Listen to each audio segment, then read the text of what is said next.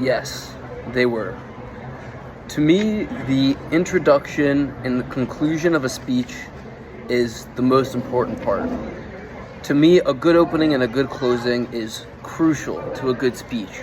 And I worked hard on my intros to make them attention-grabbing, and I made my conclusions inspiring and motivating calls to action.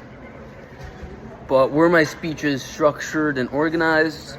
Personally, I believe that a good speech is one that is super easy to follow. I believe a good speech should impress a 7-year-old or an esteemed college professor.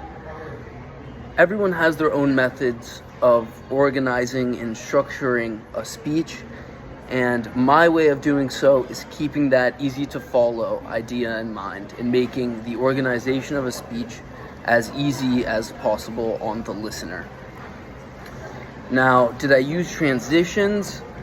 I did. However, just like the organization of a speech, this all comes down to personal preference.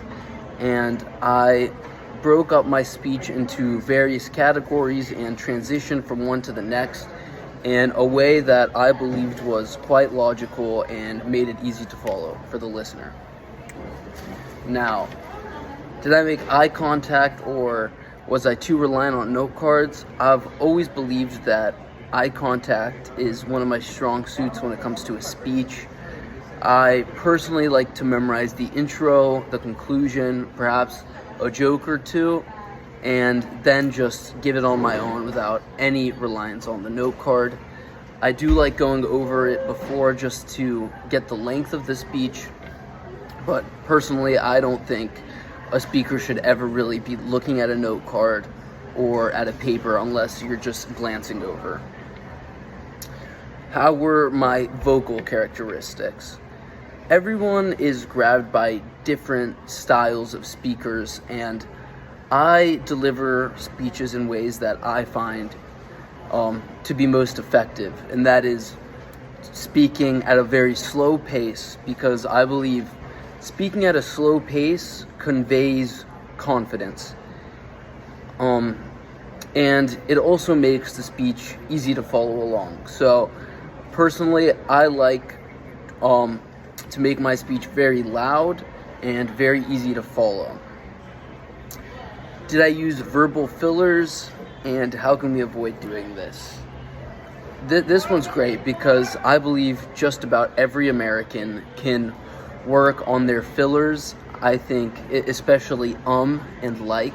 All of us are constantly using and like, and from time to time it's okay, but obviously it's best to avoid it.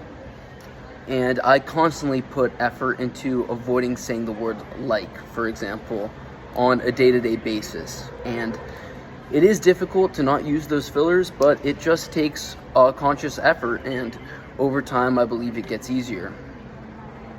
Did I stick to time requirements? Luckily, that is one of the things I did for certain. I think it's very important to go over your speech to better understand its timing and its length.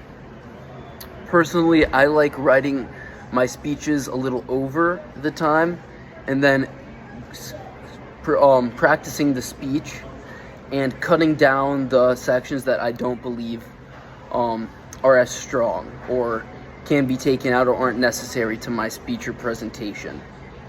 So I like going over the time limit, practicing, and then trying to reduce a minute or two of the speech. However, whether it comes to timing or verbal fillers or our pacing, whatever it may be, all of us can always improve and get better.